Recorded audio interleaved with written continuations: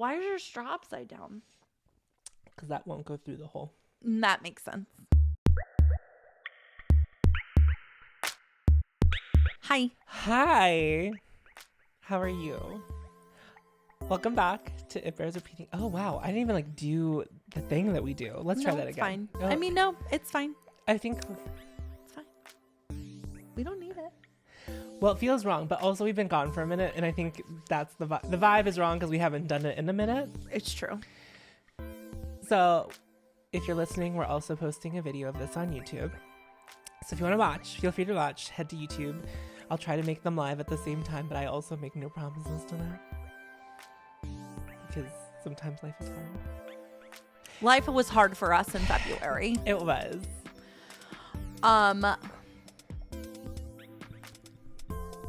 I got dumped. I got fired.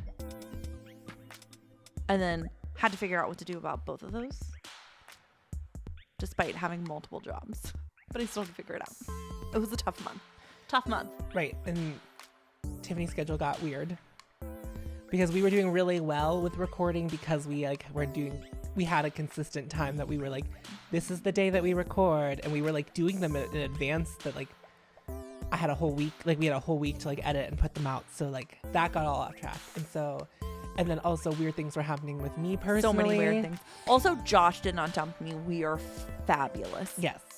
Just to make that abundantly clear. Very happy with Joshua. But I'm pretty sure we would have gotten black for longer if you and Josh yeah. I would have gone into the sky and would just be gone from the earth, I think.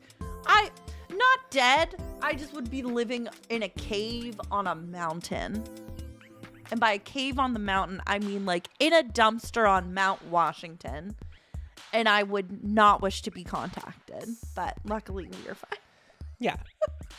I had some messy ex stuff happen to me in real time with what was going on with Tiffany. It was which my thing technically had happened in what originally towards the end of January, yeah. But then dragged on into February because that's always a fun experience.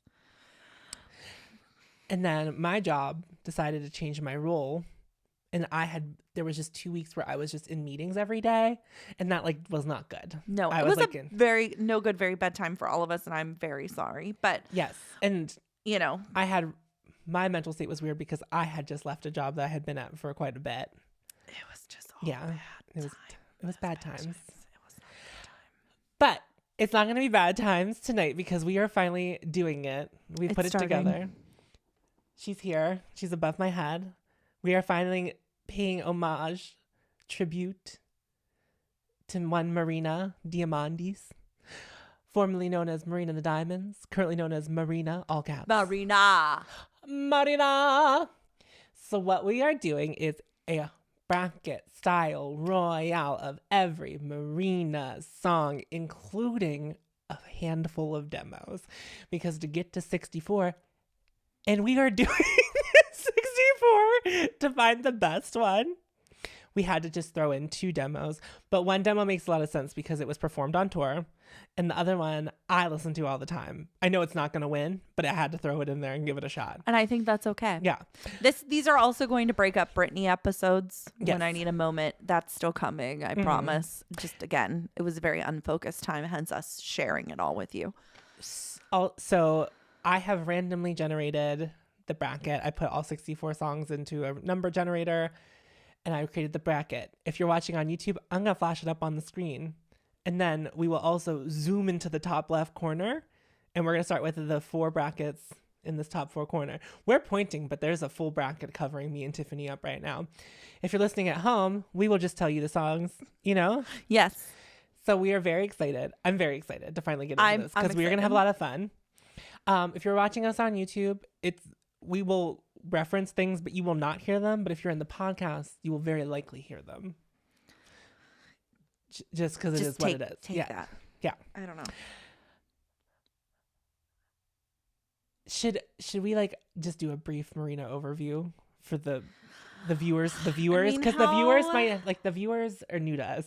To be fair, also the fact that YouTube sent us an email and was like, "Your month in review," and I was like, "Oh yeah, that's right. We're posting on YouTube now." I didn't even open that. So if you're new here, I've been a Marina fan for a very long time, since 2009. Like, I've been in it and I've seen her 10 times live. The last time I saw her Wow. live was with Tiffany, because I converted Tiffany into a Marina stan. Sure did. And it has just been nothing but bliss. Oh, as it's far been as nothing but bliss ever since. Also, it seems as if there's a new Marina song on the horizon. It will not be included in this bracket. It's coming! Soon, like real soon. Like real soon. Because, like literally at any time. yes. So that new one won't be included in the bracket, but Man's World is in the bracket. So we will get to it when we get to it. So what we have done is, in each bracket there are 2 songs. Tiffany's was assigned 1 song. I was assigned another song, to do some like general research on, to give you some background on the song. Then we're going to talk about the songs, the pros, the cons, and then we're going to try to make a decision. Like a unanimous decision, and if we can't come to that, there will maybe be some arguing. That's kind of the general. We'll see what happens. Yeah, I don't think we're gonna get too heated in this first round. Not in this first one, no. But maybe We'll see, because I think there's one song that we're gonna differ on, but one grouping. Okay. But so the very first bracket, we have Weeds versus Handmade Heaven. I envy the birds. So it's nice for some of the later songs in the discography, because Marina has commented directly on them, as in like tweeted about them. So just a few general things before jumping into what Marina has said personally. Handmade Heaven was written entirely by Marina. The song's production, on the other hand, was handled by Grammy Award-winning New Zealand songwriter and producer Joel Little. The song's official video was directed by English music video director Sophie Mueller. It was entirely filmed in the Estonian capital of Tallinn in January of 2019. Interestingly enough, Marina is the only person that appears in the video for this song. Seriously, not a single other person is in the video but Marina. Mother Nature. In Mother Nature. Mother Nature. Marina released Handmade Heaven on February 8th of 2019 via Atlantic Records. I remember listening to it the first time. The release not only marked her first in 2019, but also her first solo material to come out since 2015. So what Marina said of the song, she first says, "Thanks for the love for Handmade Heaven. I wrote the song at a time when I felt very out of sync and lost in the world. One thing that helped me at the time was taking time to look closely at nature every day. That's why this song is important to me. It's about the sadness of feeling separate from nature. Handmade Heaven is an imagined paradise. The song is also about a connection with people who are on the same wavelength as you, and how special that feels when that happens." Want me to tell you about Weeds, and then we'll start? Yes. Okay. So Weeds is off of the album Fruit, the 3rd album. This song has never, not once, been performed live by Marina. Fun fact. Marina described the song as the conflicted feelings and struggles you feel while still being in love with an ex, while currently dating someone new, and allowing it to negatively affect your current relationship. She said after that that is the song she related to least when the album came out. By the time the album came out, she was kind of over the feelings that were put into the song. In the demo version of the song, the chorus included the lines, "But baby, there's no avoiding it, and I think you know the truth. I've always been stuck on him. Don't think I'm in love with you, with you, with you." And so instead of it going like, "Weeds," this was like all kind of worked into it, but it was removed. Written by Marina and co-produced by David Costin and also Marina. Do you want to say it on a 3 count? What should win? I have pros and cons to both songs. Okay, and fine. I would like to lay it out for you. Fine. Because I think if we do that, I want to give it pros. Are you recording? No, I was looking at my phone to unlock it. Okay. Not everything's about you. You took a video of me earlier. I did. Yeah. So don't even say like it's not even an option. I'm gaslighting Yeah. you. Sorry. Sorry. Okay. Pros of Weeds. Lyrics are very relatable. It's hard to get over people. Yeah, it is. Hits a very sweet spot. Is it? I also would argue that there isn't another Marina song like this song, vibe-wise. Like the way it sounds. It kind of has its own, it stands alone kind of feeling. But that could also be a bad thing depending on if you like weeds or not, because it is a choice. I love the baby. Like, I love that. Also, like the wee, like there's so much noise in the song, which we talked about a lot in the course of our friendship, how Marina makes noises. She be making noises. And this is like one of the few Marina songs where there's a guitar solo, and the guitar solo is pretty cool to hear because you don't hear that often in Marina. The cons of weeds for me. Do you have any pros that you would like to add to weeds? No, because I just have strong feelings about this bracket. I have strong feelings too, but I want to give every song. Go ahead. There's their spotlight and their dark light. Okay. The black light where you see the spooge and you're like, ooh. The chorus, while very catchy, can get grating very quickly. Because you find yourself singing it and you're like, I don't even like singing this, especially when you're not listening to it. Because when you're just like walking around the house cleaning, you're like oh, like, and you're just probably a good reason why she's never performed it. I skipped this song a lot when this album first came out, so I like I remember that to be true. It's not a very memorable track and it gets lost in the shuffle. I feel like that's what you can say of Weeds. Handmade Heaven pros. I had to pro and con this like a motherfucker. I didn't count my pros and cons because I think they're about even. It was the first Marina single we got in 4 years. So that was very special. Has a great message. Very pretty. Marina's voice is very clear. It's like very clearer than it had ever been, I think. The way it sounded was very clear. The production was very clear. It was just like, it was definitely a new sound. There's we were leading into the love. It feels like a stillness. Handmade Heaven cons for me. I do not like this song and I almost never revisit it. It is all by all means a pleasant song and very clearly how Marina wanted to introduce us to love and fear. But I would argue it may be the weakest song on the record, period, full stop. I know you disagree with that because you don't listen to the last half of the album, but I like the last half of the album. And I think it lacks the originality of a Marina song, even though I realized Marina was going for a more pop forward type of song vibe for this album. But I don't think it goes as hard as any of the other songs on this album. Weeds is better. Weeds is better. Weeds is better. Yeah. There's no questions. Weeds is a better song. When you talk about Marina with people, and if they know fruit, they're like, Weeds. Yeah.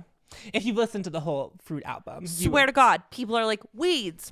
A fucking Eva Destruction was like, Weeds. And I was like, yeah, Weeds. Because it's iconic. And I think everyone can relate. And that alone makes it iconic. Yeah. And therefore, the one to win the bracket. I thought we were going to have to fight about Handmade Heaven. No, I like Handmade Heaven, but not as much as Weeds. Here's the thing. I'm not a fool. I cried when Handmade Heaven came out. I heard it for the first time and I cried. I mean, it's a really cool first track, I think. But if you hold it against the rest of the catalog, of course, it's not going to stand out as much. No. And like even on Love and Fear, Handmade Heaven, even though it was the lead-in single, is like not strong. No, she's a quiet. Yeah, it was very quiet moment. To me, it seemed like Marina loved this song, so we're releasing it as a single. That's 100% what it is, because it's like the way Marina does her shit at this point. Yeah. So Weeds wins the first easily. I knew that was not going to be an argument. I'm not a fool. Oh my God. Yeah, but I like giving each of my babies a time in the sun. I want to be respectful to all the songs. I mean, I gave background on Handmade Heaven. You did. No.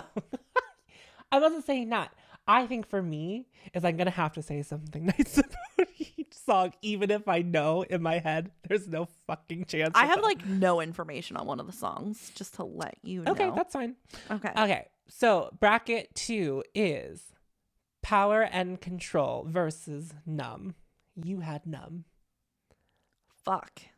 I forgot about this. Okay. That's tough. It's a bad one. When I told you, I was like, there's one that I'm gonna struggle with. It's this one. And I don't know that I have made up my mind. Okay, so I found a little snippet of Marina discussing the family jewels. Essentially, Marina described the album as a really diverse album stylistically speaking because she's such a flexible writer and there's a lot of pop on it, but there's kind of a lot of left field experimental stuff as well. It's basically an album about what not to be, which is kind of where Numb comes in. It was one of the last songs written for the album, and I feel like it feels like almost a transitional song because the rest of the album sort of follows like it's either sort of weirdly out there and nebulous like Mowgli's Road or Kermit the Frog. Mm-hmm. And then it sort of like all culminates to like this unsettling place that is Numb. But it's only unsettling because Numb is a beautiful song traditionally until you listen to the words. Right. And then it's very unsettling. Which there's is, a I lot feel of numb most of the time. Yeah. The lower I get, the higher I climb. Yeah. And I wonder why I get dark only to shine. Yeah. Like, get the fuck out of here. It's also, wild. If you're familiar with like Marina's MySpace demo stuff, Numb is also like a culmination of a lot of things explored on those, like put into one song. Right. She loves to sing about the cosmos. It's shown up in all of her work, like the stars. Mm-hmm. She's very interested in the galaxy, it seems, which is really funny because I hate like the idea of space really freaks me out. I know it's there, but like I can't think about it too much because really freaks me out. It's not even aliens because like I'm like pretty sure that aliens exist. There has to be. I would say. However, high. But there's just like this weird idea that one day I'll be floating through space and just like I'll just die floating through space and like very Sandra Bullock. It's like my nightmare. You'll be okay. Yeah, the idea of like a space hotel has really freaked me out. Okay, are you ready to hear about Power and Control? Yes. Listen, not that I would be able to afford to go to specific. They're going to release. They're going to open one in 2027. Okay. Yeah, sure. Power and Control is off of the second album, Electra Heart. It was released as a single and was part 6 of her Archetype series. It was a collaboration with Swedish House Mafia members Steve Angelo and Greg Kurstin, who produced a lot of the Family Jewels. It's a song about power dynamics and struggles in a relationship. The song was critically acclaimed, and critics thought it was the standout track from Electra Heart, which I didn't know, which is interesting. That is interesting. And the song peaked at 193 on the UK singles chart. The way they disrespect Marina. And didn't do anything internationally. Are you ready for my pros and cons that I've come up with? Sure. Power and Control is an absolute banger. It is a banger. Maybe the bangerest of bangers that Marina has. Like sound-wise, sonically, it has like good bass. Maybe. Moves, you know yeah, what I mean? I know what you're talking about. Simple song, high impact. I would agree with that. You may be good looking, but you're not a piece of art. I remember screaming that at the top of my lungs to random strangers in Chicago when I lived there because I was like, fuck you. I was like, I also wrote it was probably my Facebook status more times than I could count. Like, that's probably not even a stretch of the imagination. That makes sense. I always had a very specific vision of what this song was supposed to be and look like. Because some people see colors when they hear music. Josh has that. It's called synesthesia. Yes, I couldn't think of the word. And I think Marina has it as well. I see stage productions of songs. I will like put it together and I'm like, this is how this song should look.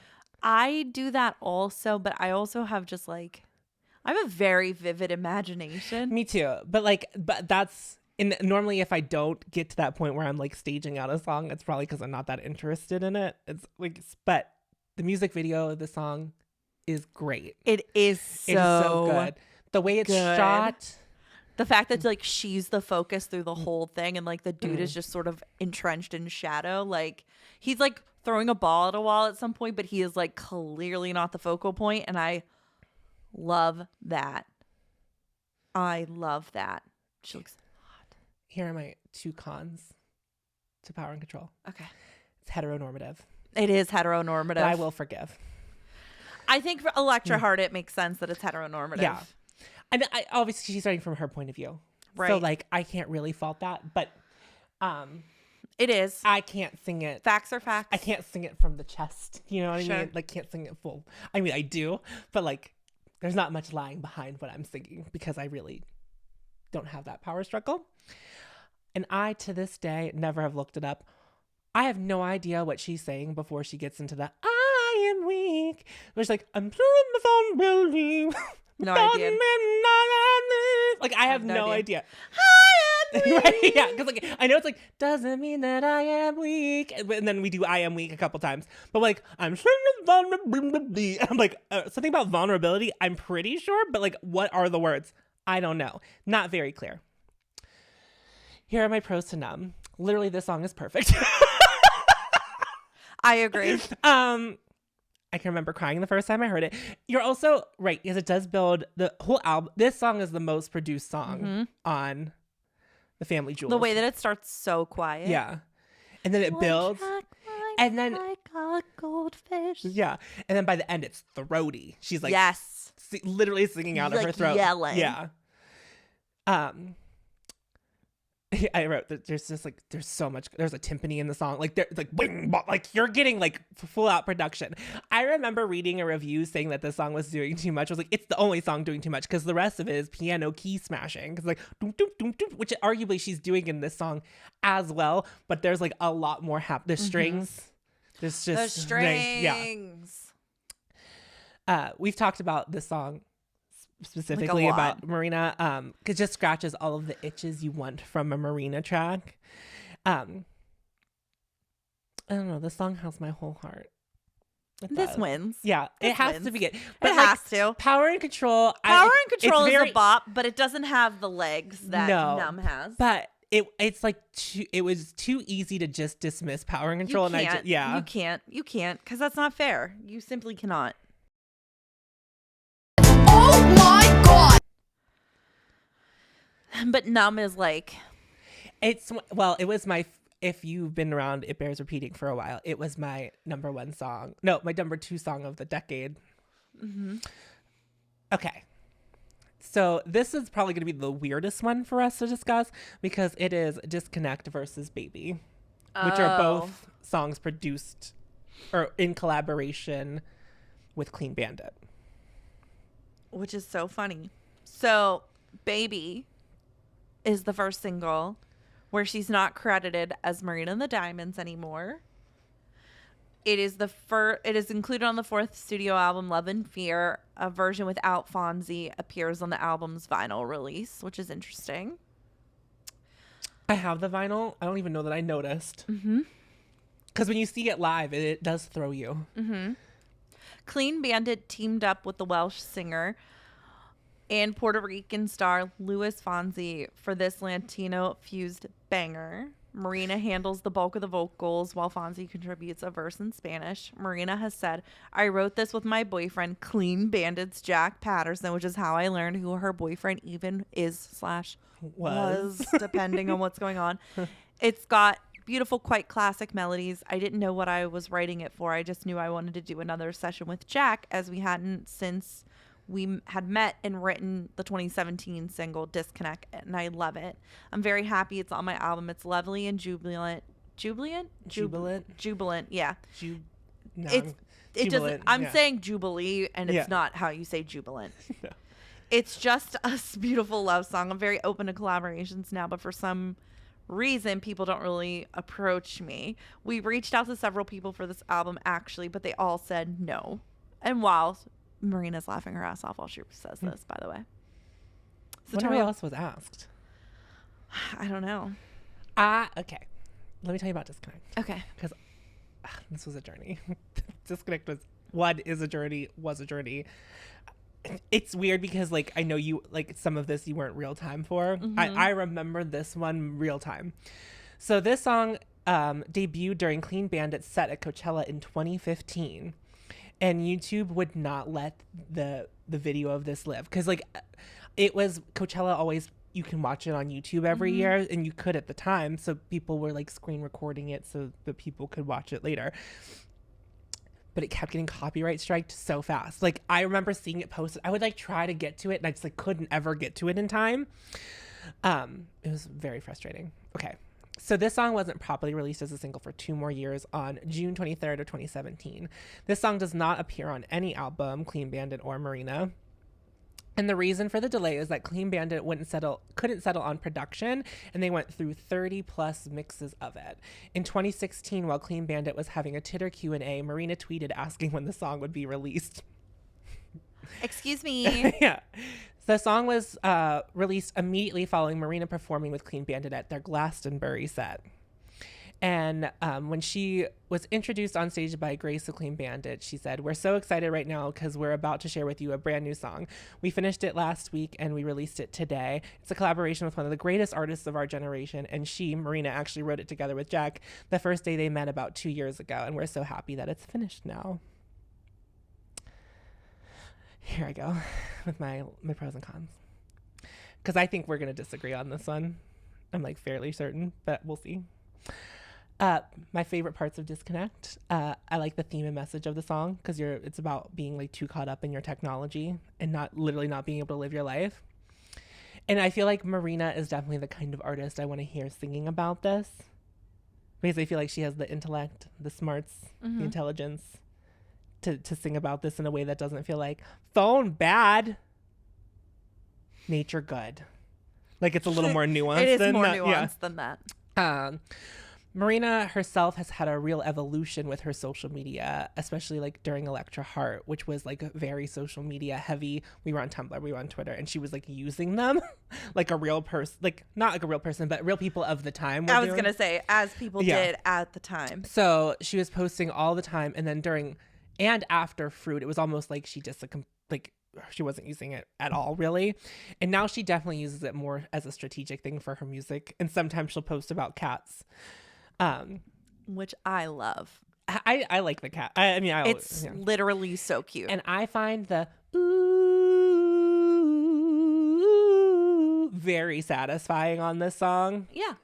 It's just like yeah.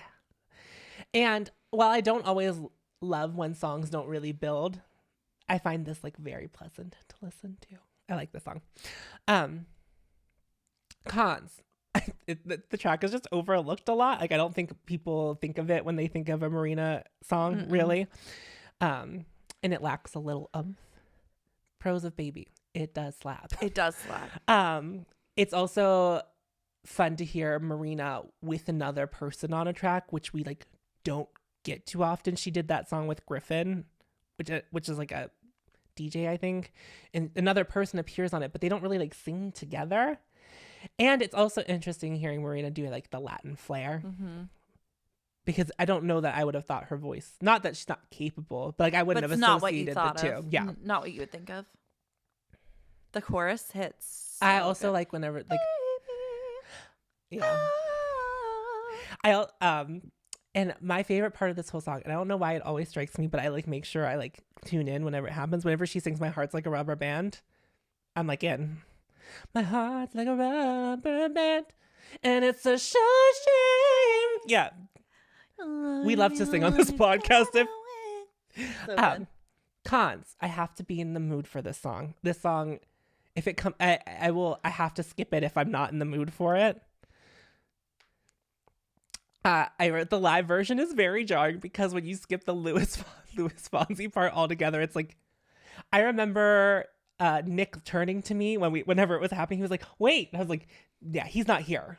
So like, I don't know who you think's gonna perform. He's not here. He's not here. And I do have to admit the part where she's like, "I was young to know about love, you couldn't get enough." Like, I don't really like that.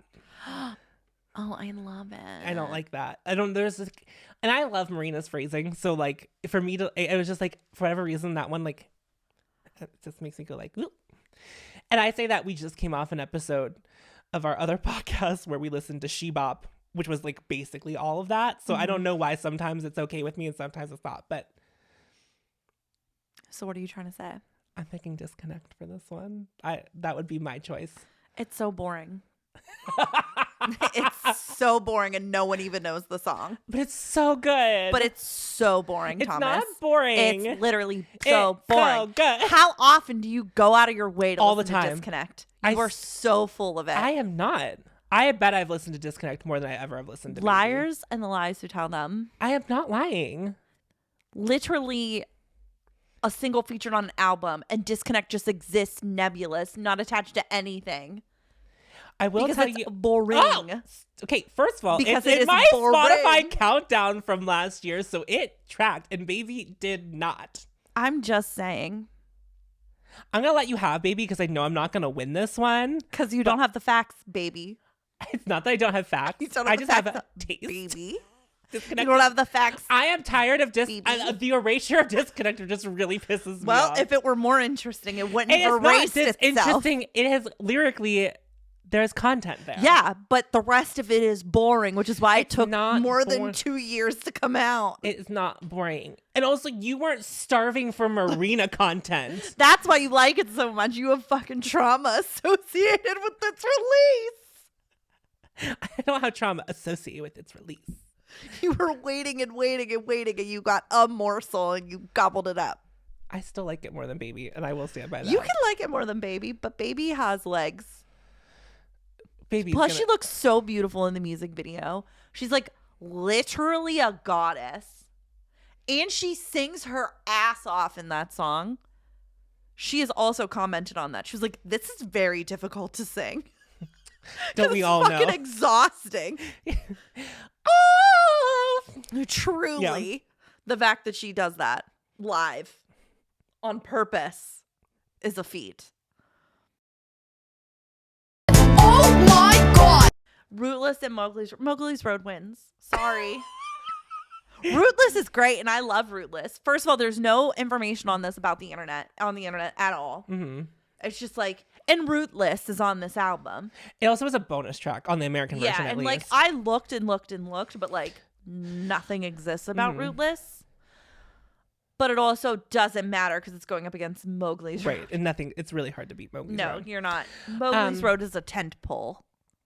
I'm also not dismissing your research in any way, but I just also want to make it known that I do have taste.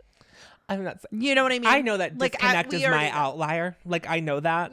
It's just like, and Yeah. I also would never disrespect Mowgli's Road. Like, it's just also, I need everyone to know. I'm gonna tell you about. I'm saying, go for it. So this is the second single off the Family Jewels. Bold choice. Marina only called it Mowgli's Road because it had a Disney vibe to it, specifically the don't know part. Not the cuckoo. That Well, we'll get to that in a second. Kanye West blogged about Marina and this song in particular, I but believe it. could not find evidence of the post because I wanted to like read whatever Kanye said about it. I would love to know that. I just read so many articles had About mentioned- it? Yeah, like Yeah. it's like, and like they'd be interviewing Marina and they're like, so Kanye blogged, and she was like, yeah, that was nice, and that was like essentially. This the end was of like it. before we realized that we needed receipts for everything. I even like did the Wayback Machine. I'm like Kanye West blog. I was like really trying to like get there. I was like, also like there has to be like a Kanye West archive somewhere. Like I know that has to be a thing because if I can find Kate Bush on a vegan television show in the 80s, I should be able to find Kanye West's blog post from 2010. I'm just One would saying. hope. Yeah. But again, there was a pre-internet, internet, and then now post-internet. Okay, so this is a fact that I remember, so I could be misremembering it. So, like, let's take that for what it is. Whenever the Family Jewels launched on iTunes, I remember there was a podcast, but it was someone interviewing Marina about the album, but it came out with the album. It was very easy to find. I swore up and down I had that shit downloaded somewhere. Could not find it. I was like, that was going to be my resource for any of the songs from Family Jewels to like pull a Marina quote. Not there. Couldn't find it. Found half of it on YouTube. It is not the half that I needed. It was like the second half, not the first half. So like Mowgli's Road wasn't even on it. But I do recall no one was really satisfied with the track, right? They like knew it was almost done, but it needed something. And they were just trying stuff. And that is how the Cuckoo came to be. And so then it was worked in. So it wasn't even initially part of the song. It was what completed the song. And arguably, yes, the Cuckoo is very special because it used to just be at the live shows, click, click, click, cuckoo, and then the song would start, and they're like, ba-dum, ba-dum, ba-dum, like you would just. I mean, this was like my first favorite Marina song too, because it came out. It was like a single with "I Am Not a Robot," but I always liked Mowgli's Road better, even though "I Am Not a Robot" really put Marina on the map. I'm not a robot. Huh? So good. I'm Not a Robot is so good. Like Numb, I think this is also like one of those songs where it's like everything you want in a Marina track. You get your kooky, you get your message. The bridge of this song is weird. We are the spoons metallic mean we've scooped it. Like, I had no cons to Mowgli's Road. I was like, I don't know that I can come up with any. I mean, I never, like, Rootless was like such a throwaway track. It came out on the deluxe version, which came out later on iTunes, and it was like something I had to seek out. So when we were watching, there was one day that Tiffany was over and I just had like a live performance that I had already started watching before Tiffany came over. That I had seen before. Yeah. That's what I do in my free time. I think I had seen it before too. I just was, that was the day I got broken. It's up in with. good quality. Right. And so available for free. Yeah. So. I do love though when she performs it live, whenever she hits "Running with My Roots" and she goes on her tiptoes every time she sings it. But Rootless does not stand the test of time with like the other tracks either. It definitely feels like the era of Marina that had like black lipstick and a varsity jacket, you know? And it just like didn't evolve.